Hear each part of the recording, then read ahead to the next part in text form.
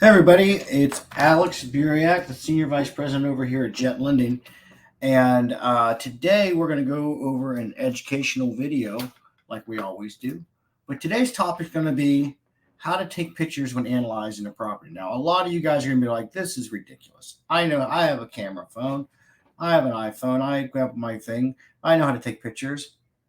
Watch the video, okay? Because I'm telling you, you guys need to have an idea about how to take pictures when you're analyzing, especially when you're analyzing in volume and when you're getting your GCs involved and your lenders involved and things like that. The better that you take these and the more detail that you can capture really helps your team help you analyze the this you're taking.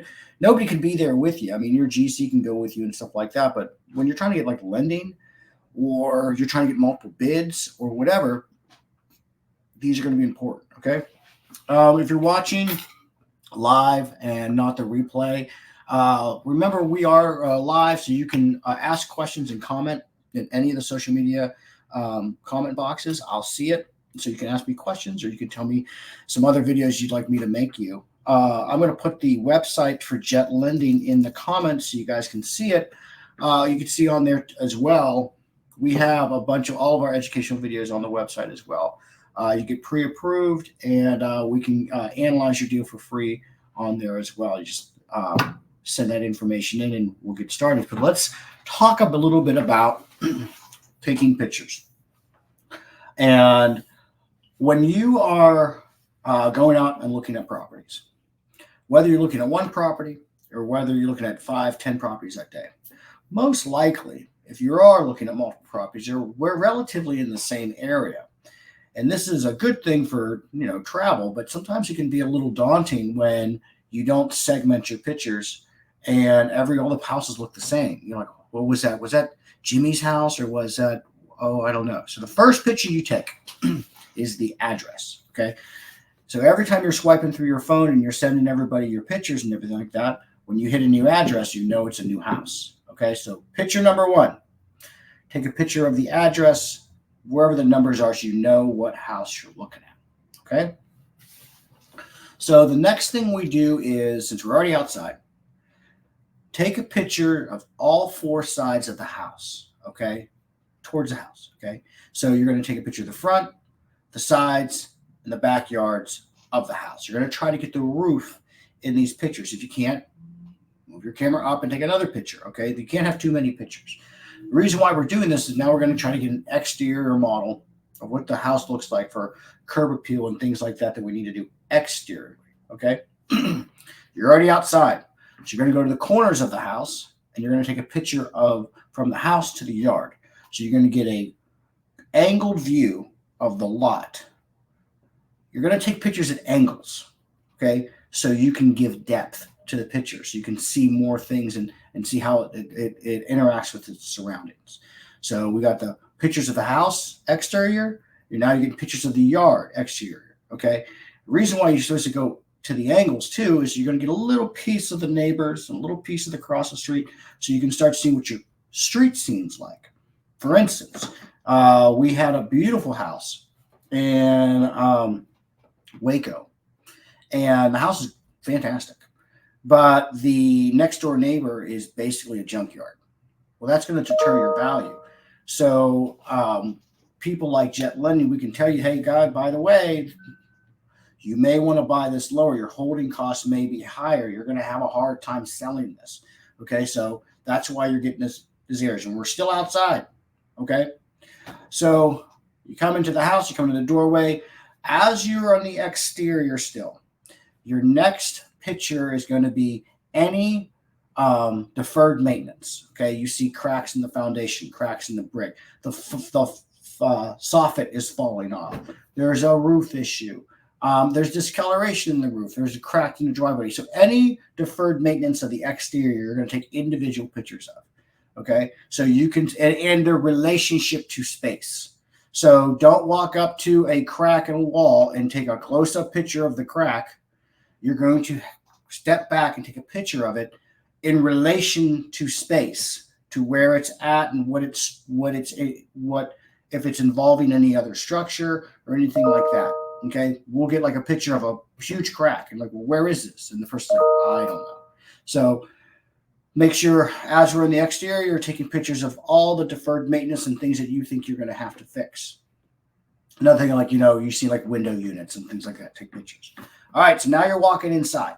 All right, open the door, take a picture of the entryway. All right, so this is what you first see when you walk in. All right, then you move on to all the rooms. Each room, you're going to take at least 2 pictures of each room from the corners of the room, opposite corners. So you can show depth of the room, so you can have spatial awareness of what's going on in that room and what you're going to do. You're also going to, look at any kind of deferred maintenance that has to go in that room, anything special, there's stains on the ceilings or anything like that. So you're going to keep it tight to each room. So when you go to that room and you see pictures, and then you see pictures of stains or outlets falling out, you know it's that room. Okay? You come out, and so you do all your rooms that way. Kitchen, living room, everything. Okay? Then you're going to walk upstairs, and you're going to go to the attic. You're going to pull down the stairs, take a picture straight up. You're going to walk up the attic. When you guys are looking at houses, always have a lantern with you or a flashlight or something. Okay? So you can have some light. The reason why we're going to take a picture of the attic, okay, from the crawl space up, is we're looking for something called cedar shake. And cedar shake looks like little squares of wood stacked on each other on the roof. The reason why you're looking for that is when you're trying to renovate this house, if you see that in Texas, you need to replace the entire roof. And when I say replace the entire roof, you can't lay plywood and everything over the cedar shake and then lay like a 30-year architectural dimensional shingle on top of it. You have to remove the entire roof because you can't insure the cedar shakes. Okay, when they put it in, it was fine. It's not fine anymore.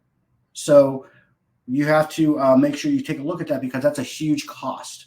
Allows you to estimate your purchase prices. And what do we always say about purchase price? It's the only thing you guys can change. So you're going to go up there and look at that. You're going to find the water heater. Did some poor soul put the water heater in the attic? If it's in there, at least take a picture of it. You need to change the water heater. This is what the pictures are called of your major mechanicals. You take a picture of your water heater, your air conditioning unit, your range, your oven, your fridge, your dishwasher, everything. Okay, you're gonna, if it's gas, turn it on.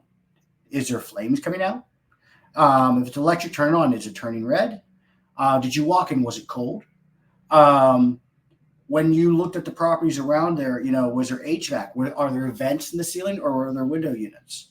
So all these little things are going to help you document your travels, because a lot of you are, you got 9-to-5 jobs. A lot of you that are starting out. So you took pictures. It was a Saturday at 1:00 in June in Texas. It was hot. You barely remember what happened. Now it's Thursday, and you got someone like me asking you a bunch of questions. Well, what was it like in there? And you're like, it was hot. Well, what do you want to do? We have to do everything. Well, what's everything? So all these pictures help tell a story and keep you in line. So you have a team that says, by the way, did you realize that? Look on the southwest corner of the house. You know how there's no baseboards on the bottom and there's no carpet anymore? And when we go outside, that exterior photo number 5, looks like the land is sloping downward to the property. That corner is getting water. Either you got to figure out if you can French drain that, or even if you want to buy this house. So you're lining yourself up for success with appropriate documentation. When people find, because people take pictures so much today, they find it like, I just take a picture of anything. I'll just take your time. Stop being in such a rush. Okay. I'm telling you, if you slow down and do things right, you actually save time. All right. So, after you get all your major mechanicals in, everything about the house, you walk out, and then if you go to another house, you start off with the new address. So as you're scrolling through things, you see that new address, it's a new house. Okay. Document any oddities. If there was a add-on, if there's a garage conversion, there's a carport, there are amenities like a barn or a shed or whatever. You're going to document all the added stuff. All right. Um, and then you're finally going to go and look at any kind of what's called economic obsolescence for your appraisers or value adds. What is that? So you have a property, and as we took our exterior pictures, you know that next door is a school or a liquor store or it's an apartment complex or it's a multifamily complex. You're going to document that so you can show relationship to your comps because those are deterrent factors. There's power lines going through the yard. You're going to take a picture of that. There is detention to the right of your property that's old. Maybe is there flooding issues? That kind of stuff. Things that add value. It's waterfront. It's on the golf course. It's all these things so you can be, again, you're painting a picture, not just to like people like me, but to remind yourself, and you're getting ideas and you're talking to your general contractors and looking and saying, what do you think? How can we really maximize our dollars here in accordance to these comps over here? And like, oh, you know what? That's a really neat area right here. You know what we can do? And then you guys talk it out. Okay. But the better you slow down and document well, like with pictures, the more your team can help you that weren't there. Another thing you can add on at the very end is a video walkthrough. Okay. So you start off at the address and you walk around and you can even narrate and you make sure that, again, take your time. This is not a speed walking competition. So you walk and you nicely pan. Here's the crack. It looks like it's coming from the foundation, or here's the, where the tree fell on the house. And then you walk through and you walk through the house, and you walk through the corners and you go through each mechanical and stuff like that. Stop being in such a hurry. It's going to really, really allow people to have perspective. And what does that mean? Well, you're there. And you're like, okay, well, I was there. I should know best. But then you start showing pictures and videos to people when they're looking at it from a different perspective. That perspective may catch things that were hard to see when you were walking by and your senses were clouded. Maybe it smelled bad in there. It was hot. There's bugs everywhere. There's a dead cat over there. It's like all these things like that cloud your mind, and you are now getting this bird's eye view of everything with multiple people with multiple perspectives and multiple experiences looking at things, and they catch things. And everything's best to catch prior to closing.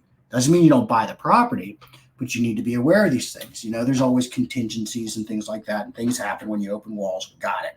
But let's try to catch as much as possible. And that's why we're doing a video on pictures. And that's why we think it's so important, because, everybody will talk about profit. We've seen our videos. We have profit margin videos and all that kind of stuff like that. But we're here to try to tell you everything about everything as best we can. Not everything's all encumberancing. Like even today's picture is not all encumberancing, but we're going to try to get you the most information we can. Okay. So I hope this helped. If you guys want me to do a video on a certain topic you haven't seen yet on the website, or you want me to redo one, let me know. I'll do it for you. Go to our website today. Get pre-approved so you can negotiate better. Get our loan officer team to analyze your property for free and tell you what's going on in the market. Close in 3 days from clear to close from title, an appraisal report, and get with a lender that you can be $0 out of pocket with. And get with a lender that's actually going to educate you so you can possibly graduate to maybe your lending money. And that's what we do. So we hope you had a good time today on this video. Hope it helped. And we will see you guys later. Have a good day.